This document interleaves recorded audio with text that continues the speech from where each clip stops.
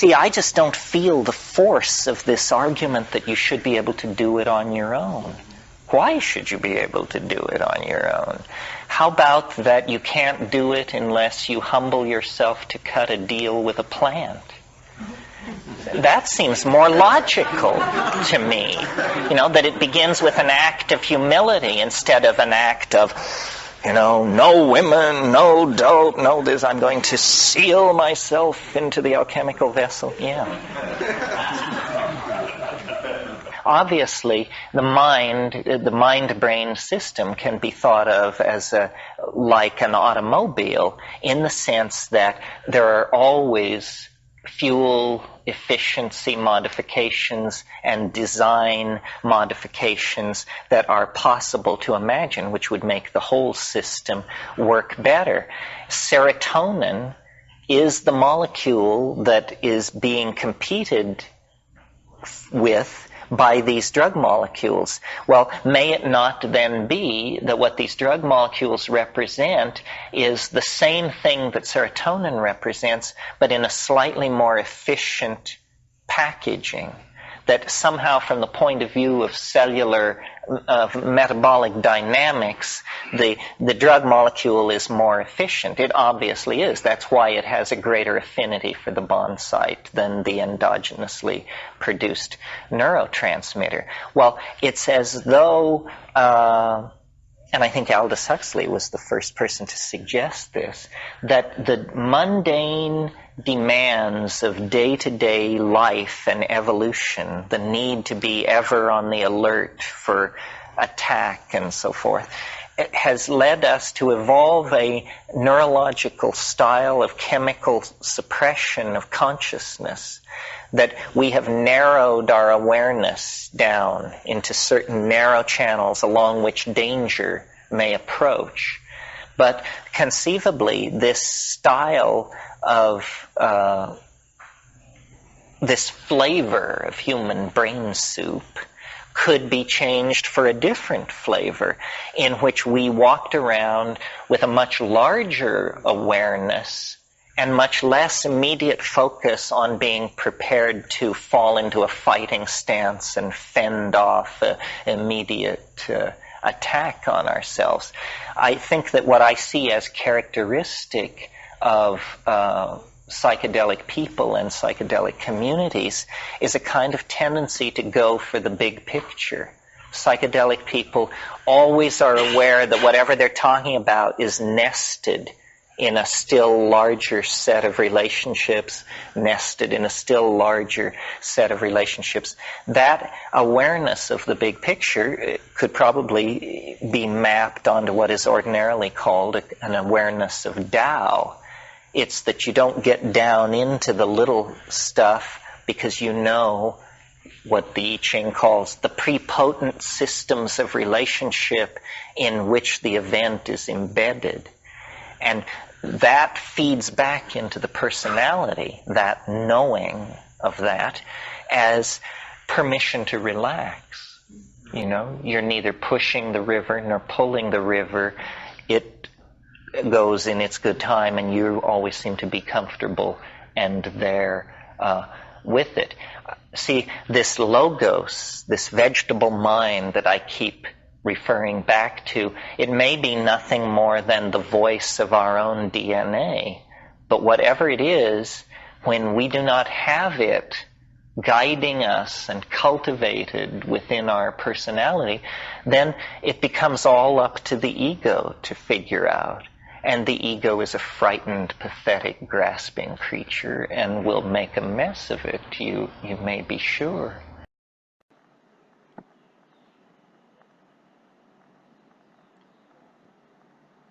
Hello everyone, good morning, and we're doing Mistletoe today as part of the $30 Bandit Food Plant Teaching Series for Jack Sink. Thanks for your donation, Jack. That was your screen name anyway. I'm not sure what your real name was, I forgot. I saw it in my PayPal. But for the screen name on my YouTube, a guy called Jack Sink, you donated, so we're going to have a look through Mistletoe. Let's have a look at the folklore and history indeed.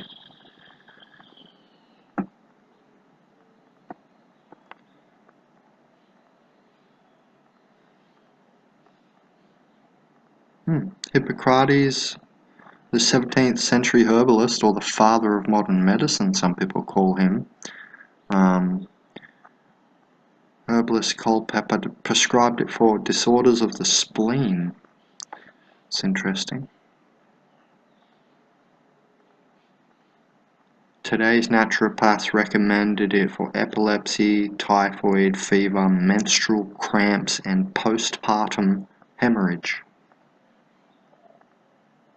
And here we have the scientific name, Viscum alba lorenthacea. Its origin is European and American. So that's it there, is it? Okay, so mistletoe contains visotoxin, a cardioactive polypeptide.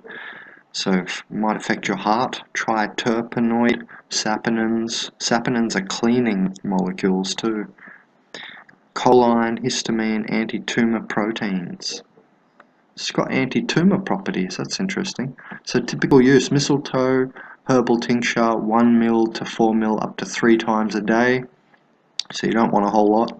Mistletoe cut herb, 1 to 2 teaspoons. Cut herb per 1 cup of boiling water. Leave and infuse. So for a little tea, it's a nervine, it says here too. It will calm, soothe and tone the nervous system. It's a good little website here, indigoherbs.co.uk. Whoa. It'll slow the pulse rate, so it's good for cardiovascular problems as well. Interesting. If I had the money, I would like all of those. Amazing. Cornish seaweed. Ashwagandha. Oh, I haven't had that for a long time. Okay, let's check the next link.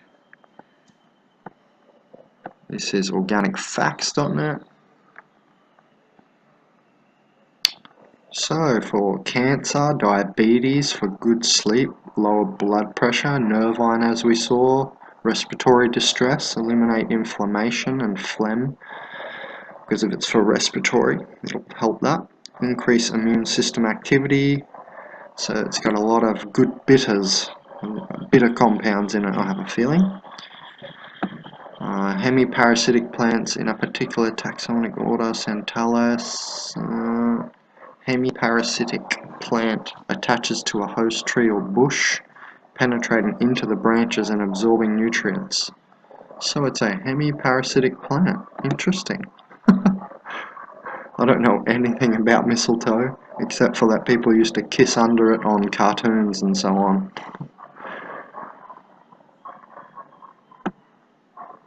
So for thousands of years, a herbal extract of mistletoe has been known as a tonic, so that's part of tonic herbalism, something you want to take quite often. So low doses quite often. Remember, psychedelics are the other way around. Big doses less often, but with medicinal foods like this, which are only medicines, they're not psychedelics, you want to take them often, not all the time, but often. If they're a tonic only, more often. So you take them quite often at small doses, but if you take, for instance, a psychedelic, you take it at a large dose, not so often. Enough to remember what the deal is, but not too often, yeah? Can be used for tinctures and teas.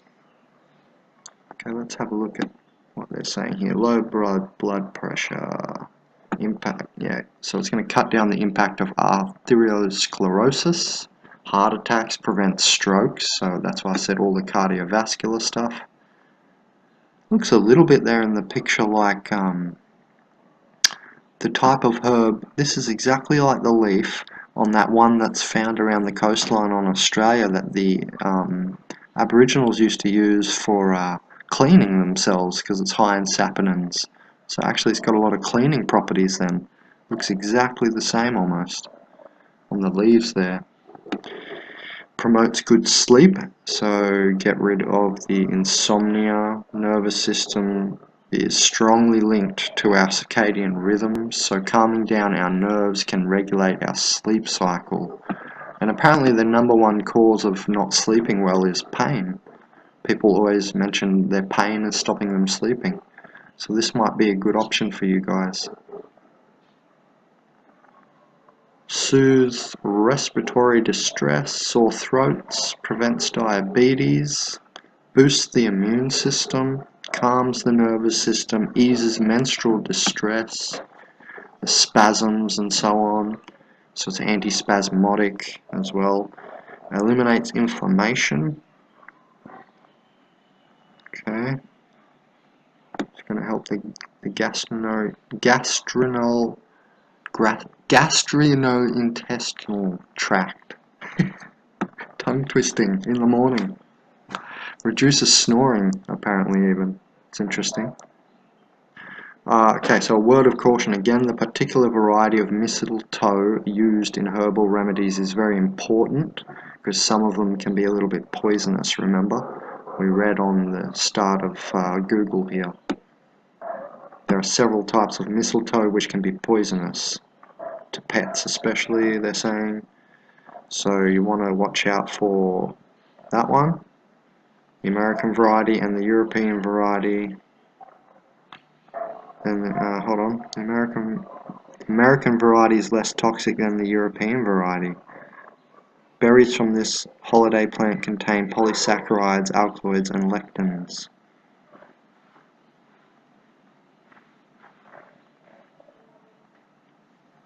Okay, hold on. Which one did we have? We had a Viscum one, didn't we? Before it said Viscum, I think, in there. Alright. Let's have a look at another article. So be careful you don't get a poisonous variety.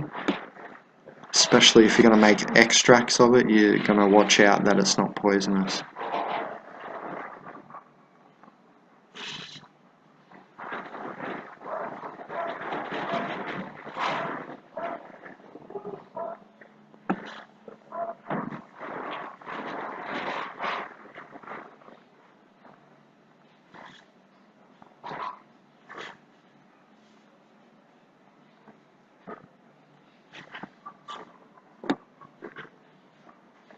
So out of 3 different mistletoes tested, apparently Fraxini, a form of mistletoe found on ash trees, was the most lethal to malignant cancer cells for colon cancer.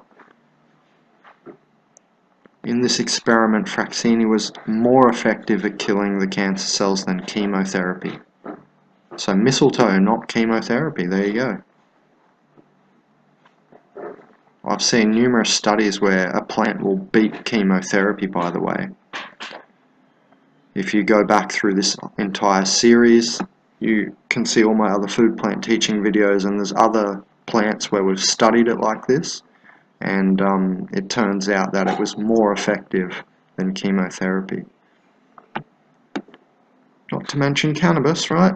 But so mistletoe as well. Oh, this is John Barron. Yeah, I really like John Barron's articles, so johnbarron.org, because he does a really thorough job, I find. So I'm not going to read through all that. Something about pancreatic and breast cancer as well. So it fights other different types of cancers as well. Breast cancer and pancreatic, colon cancer. So it's the lower body by the looks of it. Something about the Druids and the Greeks. I don't really care for now. Treats hypertension. Prevent arterial sclerosis. There's that cardiovascular factor. Inflammation, arthritis and joint pain, immune system. Nervous disorders like epilepsy. Treat coughing, sore throats and bronchitis. And menstrual cramps mentioned again. So a good article by John there. So there you go, there's quite a few benefits of the humble mistletoe, hey? Just make sure you don't get a poisonous variety. And if you're interested in how this treats cancer better than chemotherapy like we just read, take a look at my other videos, because there's a lot of other plants out there that have been put through studies like this, like we just read above in this article, and they turn out to be more effective at killing the cancer cells than chemotherapy, and you don't have to go through as much crazy pain.